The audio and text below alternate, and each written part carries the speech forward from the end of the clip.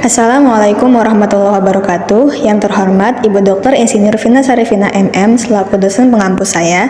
Di kesempatan kali ini saya Kaila Lydia Natasha dari Prodi Pendidikan Seni Rupa izin mempresentasikan hasil proyek mata kuliah landasan pendidikan dengan subtopik pembahasan sifat pada manusia.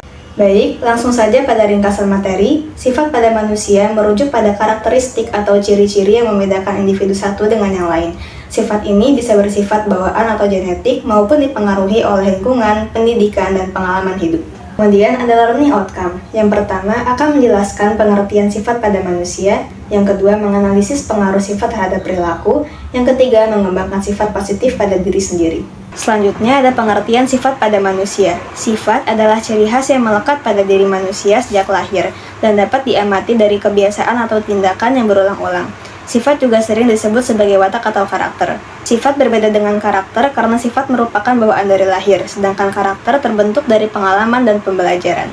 Lanjut, ada jenis-jenis sifat. Sifat manusia dapat dikategorikan menjadi dua, yaitu sifat positif dan negatif. Sifat manusia yang alami dan beragam dapat dipelajari melalui beberapa jenis kepribadian dan sifat manusia sebagai berikut. Yang pertama, ada 4 jenis kepribadian manusia. Berdasarkan buku The Four Temperaments, ada 4 jenis kepribadian manusia, yaitu sanguinis, melankolis, flegmatis, dan koleris. Selanjutnya, ada sifat manusia berdasarkan teori Big Five Personality. Salah satu sifat manusia yang dapat dipelajari adalah keterbukaan atau openness. Orang yang memiliki keterbukaan tinggi, menyukai petualangan, menghargai seni, imajinasi, dan hal-hal yang baru. Selanjutnya, pengaruh sifat terhadap perilaku. Sifat manusia memiliki pengaruh besar terhadap perilaku seseorang, karena sifat mencerminkan karakteristik dasar yang membentuk cara seseorang berpikir, merasakan, dan bertindak. Berikut adalah beberapa cara sifat memengaruhi perilaku manusia. Yang pertama, sifat kepribadian. Yang kedua, pengaruh pada pengambilan keputusan. Yang ketiga, hubungan antar pribadi. Yang keempat, pengaruh lingkungan. Dan kelima, pola kebiasaan. Yang pertama, sifat kepribadian. Extrovert cenderung aktif secara sosial, suka berinteraksi dengan banyak orang, dan energik dalam aktivitas kelompok. Introvert lebih suka aktivitas yang tenang, reflektif, dan cenderung menjaga jarak dalam situasi sosial.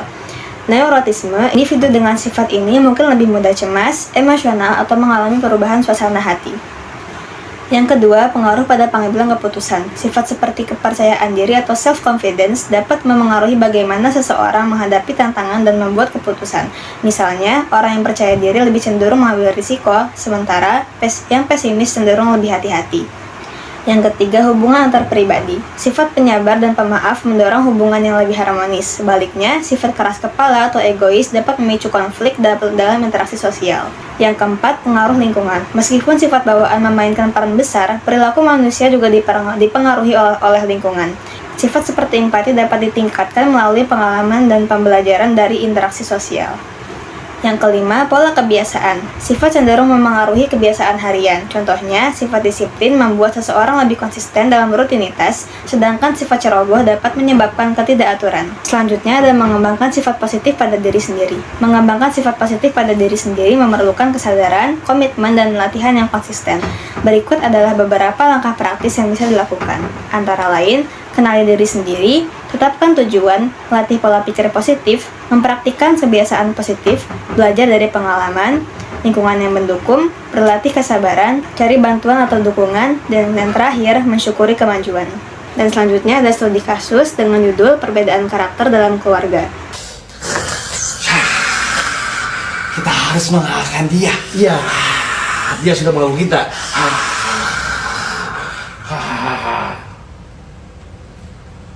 Islam sih begitu ya, nggak pernah benar ya. Iya gini kek, gitu.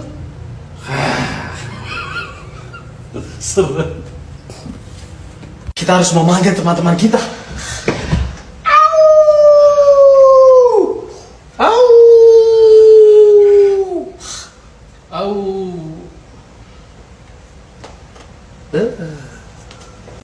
Baik, latar belakang dalam video ini adalah perbedaan sifat dalam keluarga sering kita temukan.